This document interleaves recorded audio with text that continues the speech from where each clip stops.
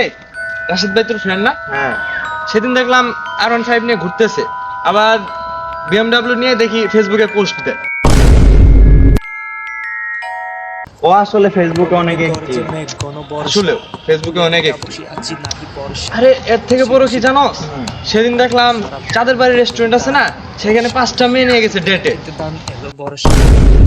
ছোট ক্ষেত আমি একলা। আরে সে তো অনেক রিচ, তাই না? হ্যাঁ দেখে তো লাগে। থাক আমার বাসা চলে আসছে, আমি যাই।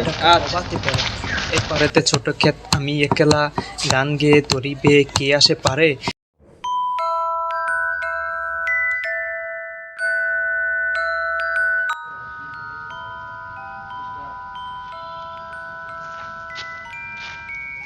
আরে রাশিদ ভাই, হ্যাঁ আপনি অনিমের ফ্রেন্ড না? আমি অনিমের ফ্রেন্ড না, অনিম আমার ফ্রেন্ড।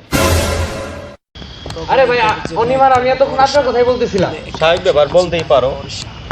অনিমের ফ্ল্যাটটা দেখতেছো, কিসে কাছে কালার সাদা টোকা মালের জন্য পড়ে যাবে। তোমার আর একটা জিনিস দেখে আসো, দেখছো কিয়ানার্জি মিটার লাগাইছে। আমি ওদের বলছিলাম যে কাঠের মিটার লাগাতে, ওটা ভালো ছিল না, ওটা বুঝে না, ওটা সে বুঝে না। দিয়ে দিই প্রভাতে বেলা এপারেতে ছোট বাজাবে। তুমি কি ফুটবল খেলা দেখো? না, এখন থেকে ভাবতেছি দেখবো। দেখো না ফুটবল খেলা না, সব এখন টাকার পাগল। যখন নেইমার রোনালদো সবাই তো সৌদি গেছে, ওদের কি টাকা কম আছে? ওরা কেন সৌদি যাবে? আমার বাবা তো আমাকে ভিসা দিচ্ছিল, কই আমি তো যাই নাই। টাকা হচ্ছে ভাই চোখের সিনিমিনি, এগুলো তো পড়া যাবে না। দেখছো পানি কালারটা কি ঘোলাটে আর কালো। আমি বলছিলাম ফিল্টার করতে, সাদা সাদা থাকলে পানি দেখাটাও খুব ভালো লাগতো।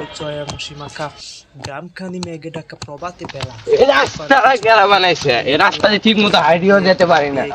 ঠিক কইছ। দেখে যেন মনে হয় চিনি উহারে ইয়ো। গগনে গর্জে মেঘ ঘন বর্ষা, কুলে একা বসে আছি। বাংলাদেশ কেমনে উন্নত হবে যদি দেশে পোলাপানের এই অবস্থা হয়?